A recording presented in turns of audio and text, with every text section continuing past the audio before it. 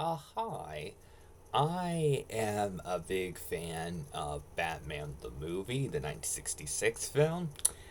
Uh, and I love Adam West so much, and Cesar Romero, Burgess Meredith, Frank Gorshin. And I'm such a big fan of the 1966 Batman show, the great 1960s Batman show that I love that there's a film. Um, and I think that it is one of the most entertaining superhero films of all time. And there's so many superhero films for so many characters, and Batman has gotten so many films.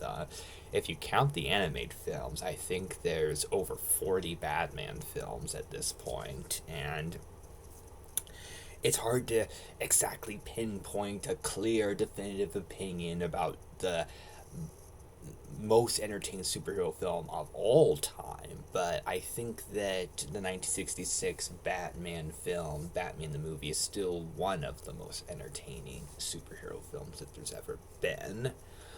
One of the big reasons why is the big villain team up, Joker, Penguin, Riddler, and Catwoman. And different Catwoman from the show, Lee Merriweather instead of Julie Newmar or Eartha Kitt. Uh, but all of the Catwoman from the 1960s are good, so it's hard to complain about that. Cesar Romero, Burgess Meredith, and Frank Gorshin are amazing. I think that they have yet to be surpassed as the best Joker, Penguin, and Riddler in live action, respectively, in my personal opinion. And it's perfectly understandable if you like another one more. Just giving out my subjective opinions, not trying to make any objective opinions about that or anything. But I think that they are so delightful in their supervillain roles and so much fun. It's hard to ever get tired of seeing them.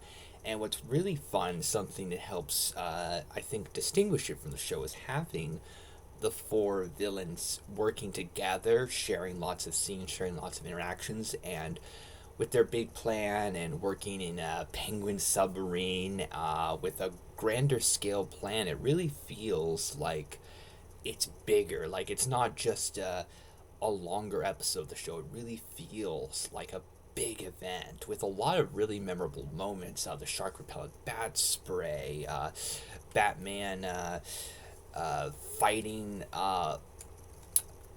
four villains. And with the villains, with their big plan and what they're doing with Commodore Schmidlap and Joker talking to Commodore Schmidlap, who doesn't seem to realize what's actually going on, doesn't seem to ever realize at any point that he's been kidnapped. Lots of really fun stuff like that.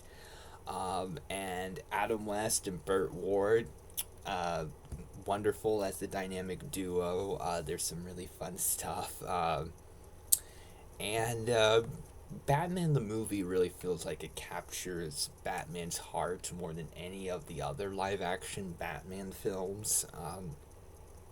I love Adam West's Batman being so wholesome. Like in the battle with the villains, Batman still has to make sure the Catwoman's cat gets to safety.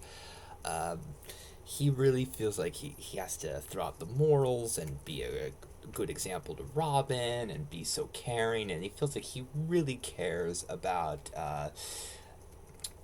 so many people and just feels so about as close to wholesome as Batman's ever been in live action. And I love Adam West as Batman so much. I love his costume. I love the costumes of the villains. I love getting to see the Batcopter. Looks fantastic. Getting to see the Bat boat. I love the Penguin submarine. I love the villains hanging out there. It's so much fun when they're hanging out together and having their interactions and disagreeing with each other. And I love how the villains don't respect each other that much, and there's lots of poking fun at each other, and Commodore Schmidlap is a great supporting character who's not in the film that much, but is important to the plot, and he's hilarious when he shows up. Uh, so I love Reginald Denny as Commodore Schmidlap. And Alan Napier as Alfred gets some fun moments where he and Robin are working together, so that's a lot of fun.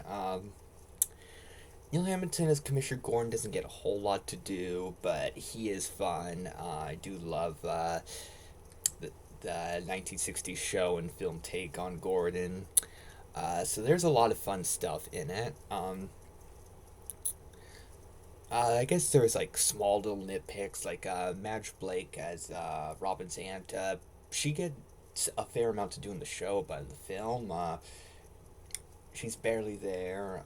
So would have liked if she got just a little bit to do, just a couple scenes where she could get a little bit to do because she is so likable in the role. So just nice to see her. And I do wish that Commodore Schmidlap was in the film a little bit more, considering how important he is to what's going on and how much fun he is. I would have loved to have some more interactions between him and the Joker. And actually, the Joker doesn't feel as prominent as he would normally be, but that is actually not part of my nitpicks. Because I like, in hindsight, getting to see Joker not completely take over the villain team up. So I'm actually kind of as a compliment rather than the nitpicks. So I wanted to get this few nitpicks out of the way before I got to some more compliments. So Joker not being front and center but still being a lot of fun is great. And I like Penguin getting to be in charge, and I love his reasoning of why.